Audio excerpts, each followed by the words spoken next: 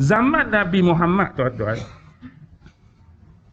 zaman Nabi Muhammad paling besar berhadapan dengan hak awal sekali. Zaman Nabi Nuh orang sembah berhala kan? Zaman Nabi Muhammad ada tak? Ada tak orang sembah berhala? Ada. Orang minum arak? Ada.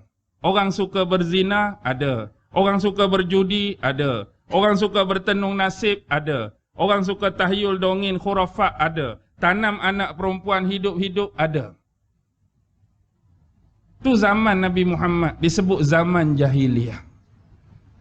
Secara rumus bila kita nak berhadapan dengan peristiwa akhir zaman, menerusi benda-benda inilah akan dikembalikan semula, tuan-tuan. Cuma isu dia bagaimana kita nak berhadapan dengan isu-isu ini. Isu-isu dan sifat yang tidak pernah berkehabisan. Penyembahan berhala tak pernah pupus. Materialisme terus hidup. Menafikan mukjizat kenabian terus ada. Kemudian apa lagi? Pengakuan sebagai Tuhan ada. Mendewakan diri, mengklaim diri ada. Mengaku Tuhan ada. Homoseksual, gay, lesbian, LGBT terus ada. Semua akan terus ada. Tetapi hakikatnya, bila mari semua tu, apa yang patut kita buat? Apa yang patut kita buat ialah sama seperti Nabi-Nabi dan Rasul dulu buat. Tugas kita bukan hanya pandai menyebut penyakit-penyakit itu. Tetapi bagaimana kita nak mendakwahkan mereka agar balik kembali ke pangkal jalan. Bila kita tengok suatu benda yang teruk, bila kita tengok suatu penyakit membara, cara paling baik ialah membiarkan benda tu sambil menyebut-nyebut keburukan dia tanpa buat apa-apa, atau kita menyebut dan kita mengubati. Hak mana baik? Satu benda kita tengok penyakit. Kita hanya sebut penyakit tu. Penyakit ni teruk, penyakit ni bahaya, penyakit ni. Kita hanya sebut dan membiarkan dia tu ada dalam masyarakat. Setakat sebut saja. Jangan dekat dia. Jangan bermain dengan dia. Jangan pergi kawasan dia. Dia bahaya. Setakat tu je. Pesan kat orang, jangan. Tapi biar dia terus hidup dalam masyarakat. Mana lebih baik kita kata jangan. Mari kita pakak pergi rawat dia. Mari kita pakak pergi tolong dia. Hak mana baik?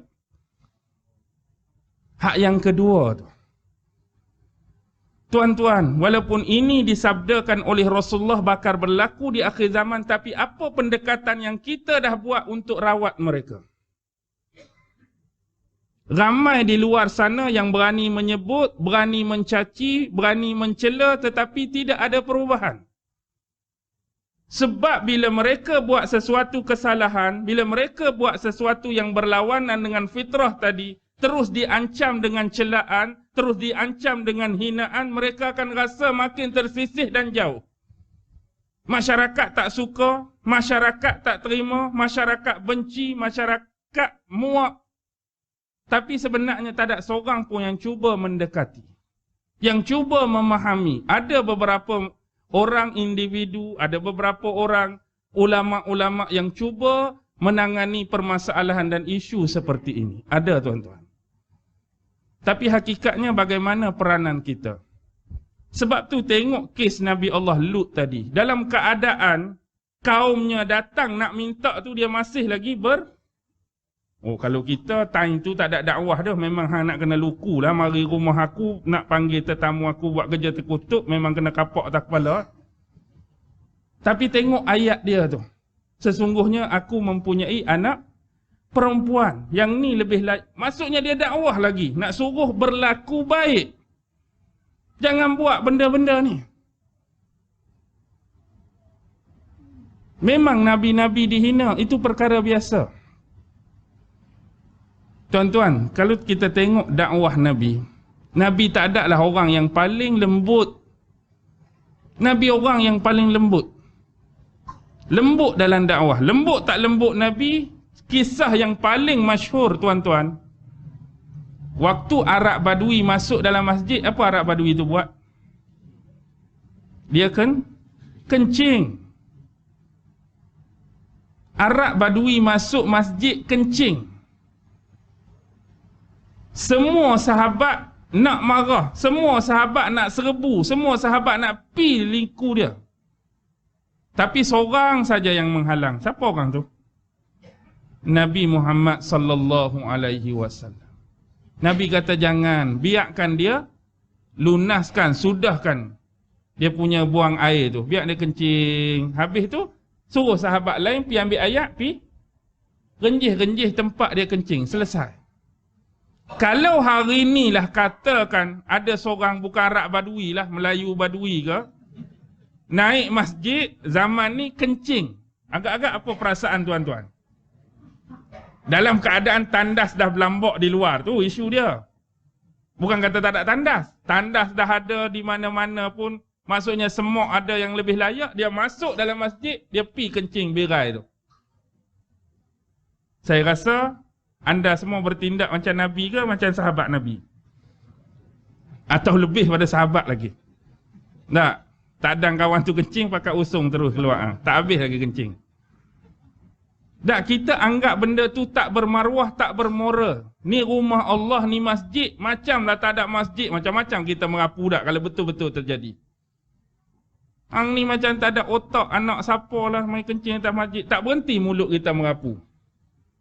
Kalau benar-benar berlaku. Tapi itulah hakikat Nabi. Lembutnya Nabi. Akhir sekali Arab Badui tu boleh masuk Islam macam mana? Macam mana dia boleh masuk Islam bila mana selepas peristiwa tu hanya seorang saja duduk dalam kepala dia? Agak-agak siapa duduk dalam kepala dia? Nabi. Kenapa Nabi? Sebab dalam keadaan orang lain nak marah dia, orang lain nak kerumun dia, orang lain nak serbu dia, kawan ni seorang saja yang defend dia. Dia inilah satu-satunya yang protect dia, yang tak marah kepada dia, yang layan dia dengan baik. Itulah sifat manusia, dia akan ingat orang macam ni sampai bila-bila. Sahabat-sahabat tak ada dah dalam kepala dia kecuali Rasulullah sallallahu alaihi wasallam. Tuan-tuan, dakwah tu penting. Sebab tu hidup Nabi daripada awal sampai wafat Nabi tak berhenti berdakwah. Dakwah Nabi yang Nabi nak umat dia kebahagiaan dunia sampai akhirat, sampai wafat Nabi ingat ini. Ingat ayat Quran sebut ud'u ila sabili rabbika bil hikmati. Sambung. Wal mau'izatil hasanah wajadilhum billati hiya ahsan. Ud'u ila sabili rabbika. Serulah kepada jalan Tuhanmu. Ud'u fi'il madhi ke, fi'il mudhari' ke, fi'il amar? Fi'il amar, suruhan. Ud'u, berdakwahlah kamu, serulah kamu. Ramai orang menyangka daripada kalangan orang awam biasa, netizen biasa, dia anggap perintah seruan, perintah berdakwah ni jadi otoriti milik ulama-ulama besar. Kita ada apa? Reti apa? Tak tahu apa? Takkan nak berdakwah juga? Berdakwah ni macam ulama, macam tok guru, macam ustaz, macam haji, macam kiai. Bolehlah mereka ada otoriti. Tidak, tuan-tuan. Sekurang-kurangnya dakwah kita berlegar dan berkisar dalam ruang lingkup kecil kita. Kepada siapa? Kita lelaki. Kita adalah suami kepada isteri kita. Kita lelaki, kita adalah ayah kepada anak-anak kita. Kita lelaki, kita adalah abang kepada adik-adik perempuan kita. Sekurang-kurangnya kita ada bidang dakwah dalam ruang lingkup yang sempit. Yang mana yang kita boleh tonjolkan kebaikan, akhlak yang baik pada isteri, tonjolkan kebaikan, akhlak yang baik pada anak-anak, tonjolkan kebaikan dan akhlak yang baik pada adik-adik kita. Tapi level seseorang tu tak sama. Lagi tinggi dia punya ilmu, lagi tinggi dia punya pergaulan. Lingkungan. Maksudnya makin besar. Penghulu, ketua kampung, dia ada dakwah dia pada anak-anak bawah kampung dia. Pengurusi, dia ada bawah taman-taman dia. Raja, rakyat-rakyat dia. Pemerintah, naungan-naungan dia. Dakwah itu ada matlamat masing-masing, ada ruang lingkup masing-masing. Tetapi ingat, dakwah tu sasaran dia ke mana? Ila sabili rabbik. Setiap dakwah nak bawa manusia balik pada Tuhan, bukan balik pada kita. Ingat, kita berdakwah bukan nak suruh memalingkan manusia pada diri kita, tapi nak palingkan manusia pada Allah. Ingat, kita berdakwah bukan kita nak glamour. Kita berdakwah bukan nak suruh kita popular. Kita berdakwah bukan nak suruh muka kita keluar TV. Kita berdakwah bukan nak jadi cover depan majalah. Kita berdakwah bukan bila orang jumpa, hai, boleh selfie tak? Tak. Kita berdakwah bukan kata orang nampak muka kita, patut baju tu RM10. Oh, pendakwah hebat ni, bagi RM5 sudahlah. Adakah tu tujuan kita berdakwah? Kalau itu, berani saya sebutkan, berhentilah. Sebab tujuan kita dakwah yang sebenar bukan nak palingkan manusia pada kita, palingkan manusia pada pencipta. Yang tidak ada perubahan pada kekuasaan dia. Kalau nak palingkan pada kita, sekarang kita muda, nanti jadi tua. Sekarang kita hidup, lepas ni mati. Sekarang kita kuat, lepas ni lemah. Tapi kita palingkan kepada yang tak ada perubahan, yang maha segala maha. Kalau dia hidup, dia akan terus hidup. Kalau dia berkuasa, dia akan kekal berkuasa. Kalau dia melihat, akan sentiasa melihat. Kalau dia mengawas, akan sentiasa mengawasi. Palingkan pada zat tersebut, Allah Subhanahu wa ta'ala. Tapi jalan dia macam mana? Bil hikmah. Ingat ni tuan-tuan. Bil hikmah kena ada 3 benda ni. Barulah tak fail kita punya dakwah. Hikmah yang sebenar ialah dakwah yang hak. Yang kedua, sasaran yang tepat. Yang ketiga, masa yang betul. Beres 3 ni, insya-Allah dakwah kita diterima. Nombor 1, dakwah yang hak. Dakwah ini hanya berlaku pada benda betul. Boleh dikatakan dakwah hak kita sebut benda benar, benda baik. Benda yang boleh merubahkan seseorang daripada tak baik kepada baik, daripada buruk kepada cantik. Kita sebut juga, kita berdakwah juga, kita ajak juga, tapi bila yang kita ajak tu benda buruk, itu tidak dinamakan dakwah. Sama je, saya guna mikrofon, kawan tu pun guna mikrofon. Kembalilah saudaraku kepada Allah Subhanahu wa ta'ala. Berhukumlah dengan Quran dan Sunnah. Kawan tu pun guna mikrofon. Marilah kita beriman kepada iblis dan setan. Kita kena pakat-pakat tolong menjayakan projek iblis dan setan. Dua-dua ceramah. Tapi yang mana layak dikatakan dakwah? Pertama atau kedua? Pertama, sebab dakwah ni balik pada Allah, cerita benda-benda baik, benda-benda betul.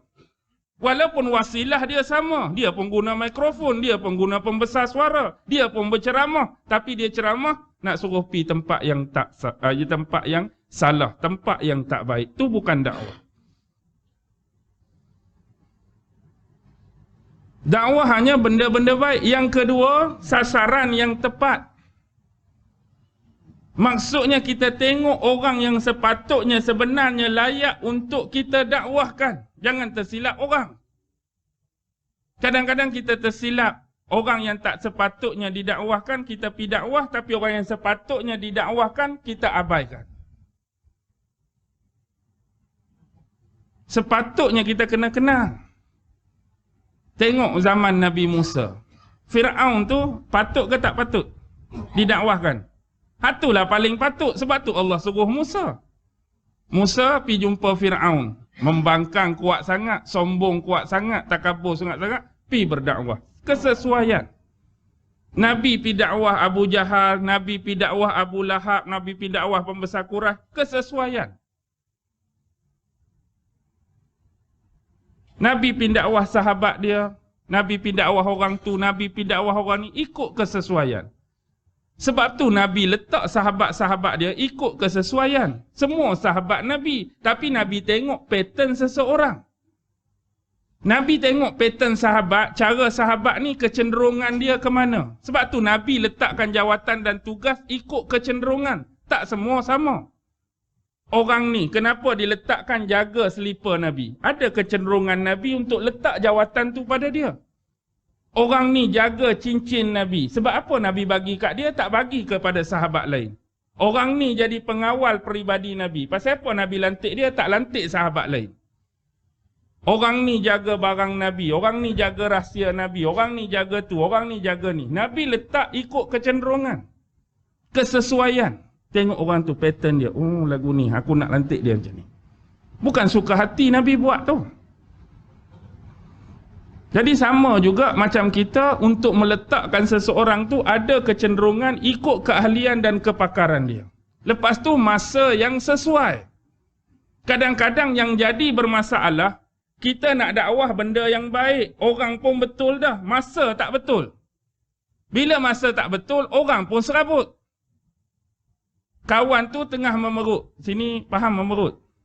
Kawan tu duduk tengah memerut. Kita pun pergi ketuk pintu. Pang, pang, pang. Cepat sikit. Hadis nombor 3. Aku nak baca dah ni. Kita nak baca hadis. Kita nak ajak hadis tu. Bagus. Tapi time tu kawan tu memerut.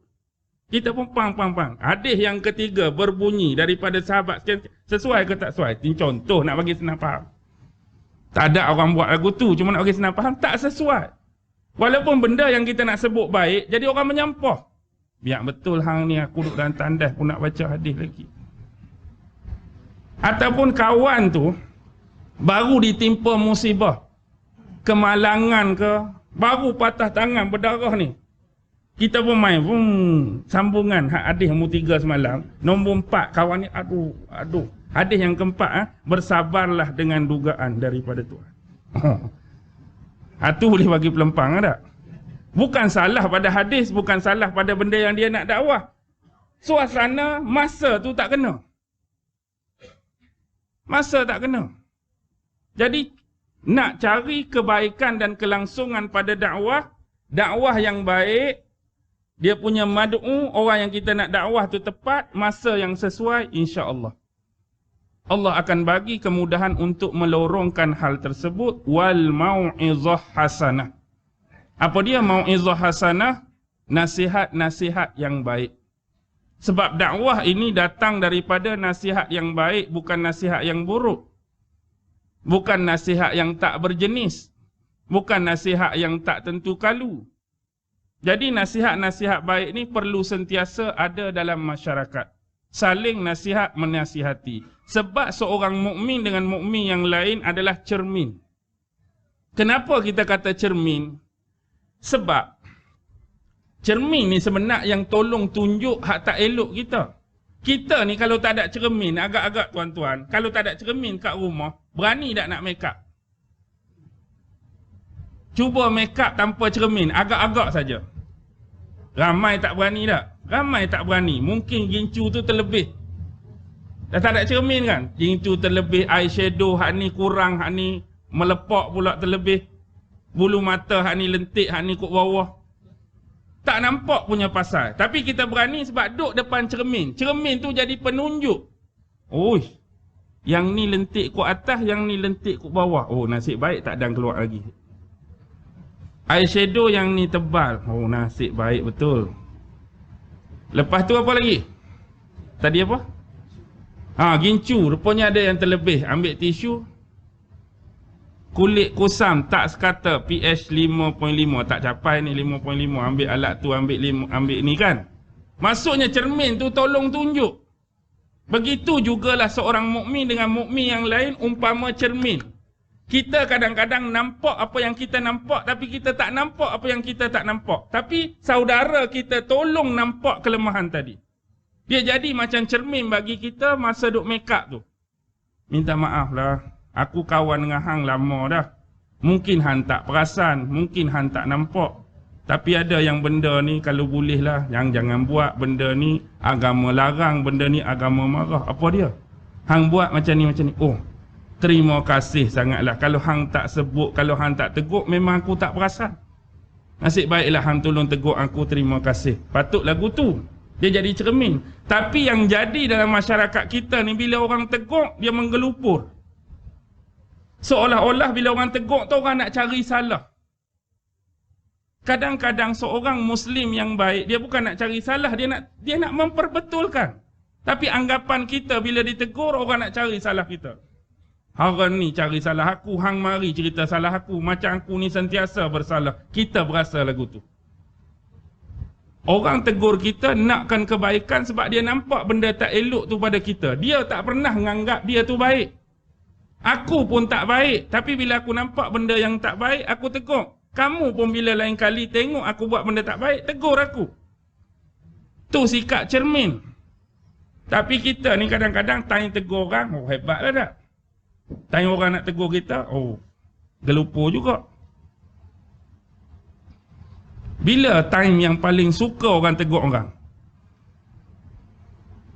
Bila time suka tegur orang? Biasanya hati yang sakit ni dia time suka tegur orang bila orang tu yang sudah ada perseteruan lama dengan dia. Kebetulan musuh dia lama dah, seteru dia lama dah, tiba-tiba orang lain mari. Hang tahu tak kawan tu dia buat lagu ni. Oh seronoknya. Hang bagi aku lama dah tak ada kes dengan dia. Bila hang mari tambah kes ni, aku pun sebenarnya dulu dia ni dia start dah. Kawan tu mari hak cerita dia, tapi kita tu memang seteru lama dah, musuh lama. Betul ya. Aku lama dah dengan tu. Hang buat mari 2 kes, aku 10 kes. Kes dia dengan aku tu ada 10 kes. Aku boleh cerita kat hang. Pompang. Lepas tu kawan tu pula kebetulan dia kes kita tu. Kawan tu pula mari cerita, oh hang tahu tak aku dengan ni. Kawan tu belah sana pun lebih kurang juga. Ada 8 kes aku dengan dia. Pompang tak berhenti. Bila nak berhenti ni tuan-tuan? Bila kita nak jadi cermin yang sebenar bagi saudara kita yang lain? Kita hidup ni sak je. Bila-bila masa Allah boleh tarik, bila-bila masa Allah boleh panggil. Jangan berasa bila sihat kita tak mati. Bila tak sakit, tak deman, kita tak mati. Sebab mati syarat dia sakit ke? Syarat mati kena sakit dulu ke? Tak. Syarat mati kena tua dulu ke? Tak. Bila-bila masa. Kadang-kadang contoh ajal ni, ada orang sakit tenat, kita tak sakit pun, kita pergi melawat dia. Tiba-tiba balik, kita yang mati, dia hidup tak mati-mati.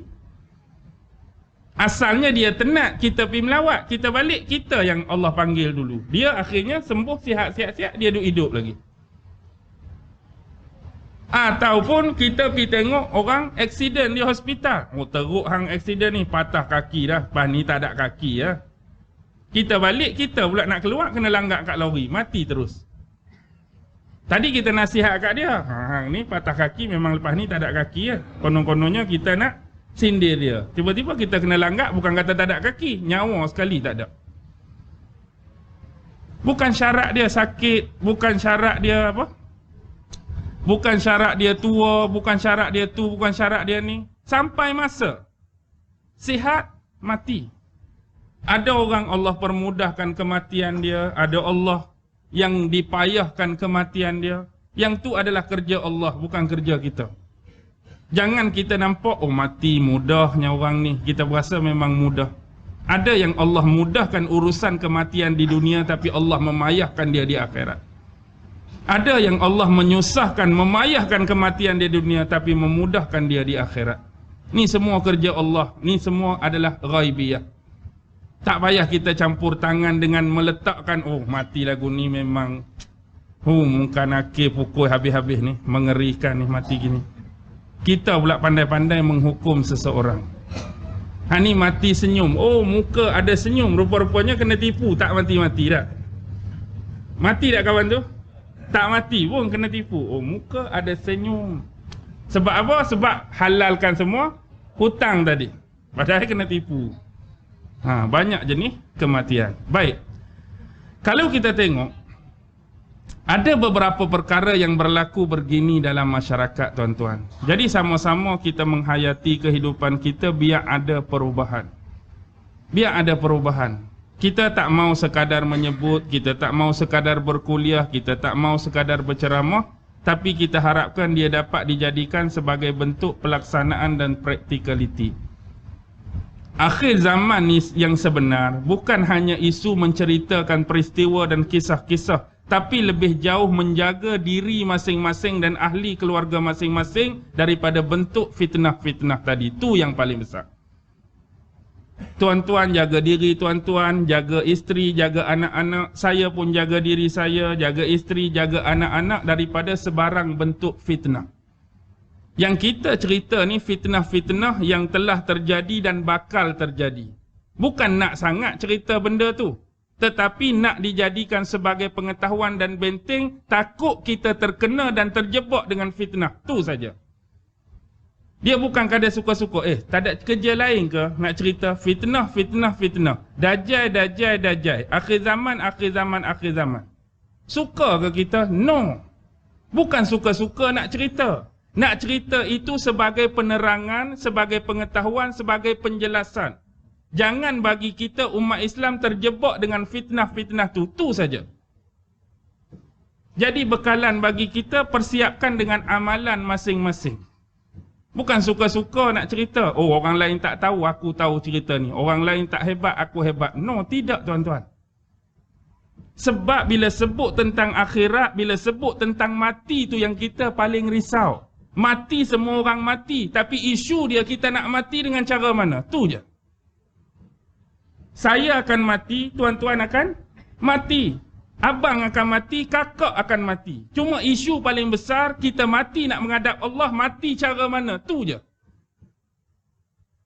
Hak kita sebut ni takut kita mati dalam keadaan Allah redha atau kita mati dalam keadaan Allah laknat. Kita mati dalam keadaan Allah suka atau kita mati dalam keadaan Allah murka. Kita mati dalam keadaan melaksanakan syariat Allah atau meninggalkan syariat Allah. Tu je. Sebab itulah benda ni dipanggil fitnah akhir zaman. Dia akan berakhir pada kematian dan mahsyar. Isu paling besar kita nak mati bentuk mana? Nak mati dalam bentuk terkena fitnah ataupun terlepas daripada fitnah. Tu yang kita minta. Benda tu confirm akan datang. Dia cerita ni bukan untuk ditunggu tuan-tuan. Mudah kadang-kadang orang silap faham. Bila Nabi cerita ni bukan kita nak tunggu. Bila Imam Mahdi nak mai. Bukan kerja kita tunggu tu. Bila Nabi Isa nak turun. Bukan kerja kita. Dia akan mai tak? Dia akan mai bila-bila masa yang ditentukan oleh Allah dia mai. Bukan kerja kita tunggu. Kadang-kadang tunggu punya tunggu, kita mati dia tak mai-mai lagi. Betul. Nak Imam Mahdi tak keluar, kita mati dah sebab tunggu punya pasal. Kita mati, Nabi Isa tak turun-turun, tunggu punya pasal. Ya'juj Ma'juj tak keluar, kita dah mati dah, tunggu punya pasal. Benda tu confirm akan keluar. Kita nak tahu tak jadi masalah. Tapi tu bukan isu besar. Isu besar hak kita nak mati ni nak bawa apa dia amalan. Dajjal go on lah dia. Ya'juj Ma'juj biarlah dia. Nabi Isa tetap akan datang. Imam Mahdi tetap akan keluar. Yang kita nak mati ni beriman ke tak beriman? Allah redha ke Allah murka? Allah suka ke Allah tak suka? Tu persoalan paling besar. Boleh faham ke tak ni? Jangan angguk saja. InsyaAllah. Saya berpesan ni nombor satu bukan tuan-tuan, diri saya. Hak bercakap ni. Saya pesan sangat-sangat agar apa yang saya sebut ni dapat saya amalkan, dapat saya practicality kan. Dalam hidup saya bersama ahli keluarga dan bersama masyarakat seperti tuan-tuan. Dan saya juga mendoakan kita semua sentiasa dalam peliharaan dan jagaan Allah. Moga Allah jaga kita, memperbaiki amal kita, memperbaiki kehidupan kita, selamat dunia akhirat, mudah-mudahan. Itu yang kita nak pun. Benda hak bakal berlaku, pasti akan berlaku. Itu adalah ujian, musibah daripada Allah Subhanahu wa ta'ala sebagai bentuk ujian bagi manusia. Bila Quran sebut, bila Nabi sebut, confirm benda akan jadi. Wallahu alam bila, itu dia cerita. Bukan nak menunggu-nunggu, bukan nak meramal-ramal, bukan nak mengagak-agak, bukan nak mengandai-andai. Yang jadi akan tetap terjadi.